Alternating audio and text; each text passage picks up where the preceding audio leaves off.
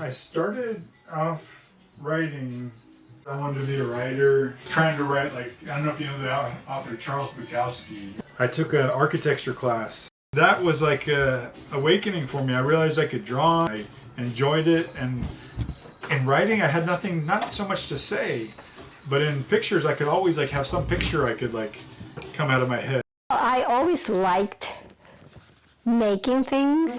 I came here in 91, so what does that, 35 years.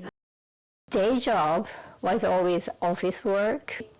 I was interested in taking calligraphy class. At the end of the semester, our assignment was to make a calendar. The calligraphy teacher also taught us about pamphlet binding. That was a very simple one, but I made it a little complicated because I wanted it to be different. So I kept on taking the calligraphy class for probably 3 or 4 years.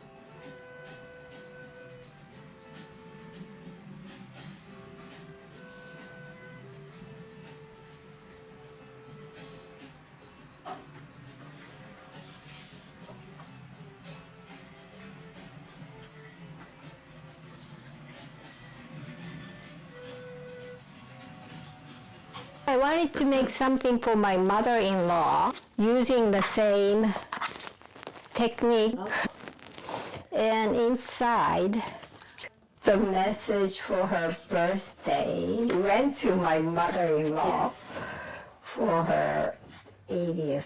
She passed away since, and when she came back to me. Once you send these things out, you forget what you did. And that was really the genesis of what I do now. When I was young, I wanted to be a writer. I'm not religious, but I prayed to God and I told him, if he could make me a writer, I'll write about, not him, but like I'll write about God. Like I'll spread that. And the thing I didn't say in my prayer is like that's like that. What God is kind of up to my mind. So like it's open to interpretation. And so to me, all this philosophy stuff is kind of like my view of the reality and kind of trying to like just express what I see in the world, which to me is the same thing as like a spiritual God. So it's kind of like holding up to my end of the bargain, at least from my side. PCBA, yeah. They had this little mixer, and so I went to it, you know, wanting to meet other letterpress printers and book artists. And I met Mitsuko, and she said she had a little show, and we kind of like became friendly, and like I liked the way she talked about her work, even though I didn't see it. But I went to her show, and when she had this little box with a little rabbit in it, I was amazed by it. To me, it was like a little stage, and I could see like with these little boxes, you could have like a story to it, and the box can be like a little stage, and you can have like a little play there, you know. And so we kind of kept on talking, and she helped me like figure out a book I was making called The Fall, about this like astronaut who falls from his spaceship and he's falling to Earth. So little by little, we were kind of like working like that, kind of just like casually, and then I needed help making these things.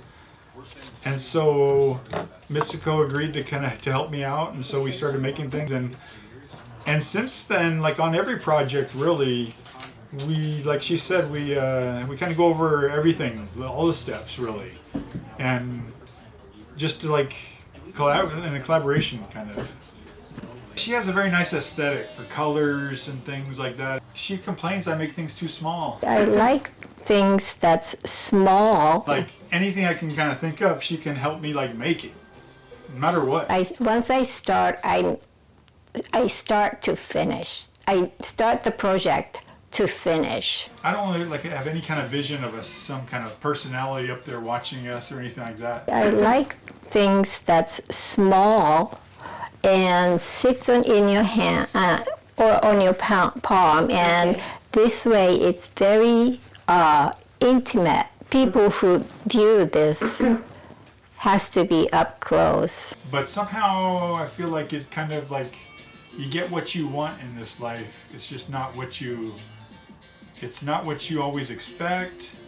but you do get what you want. Well, he's a clever man.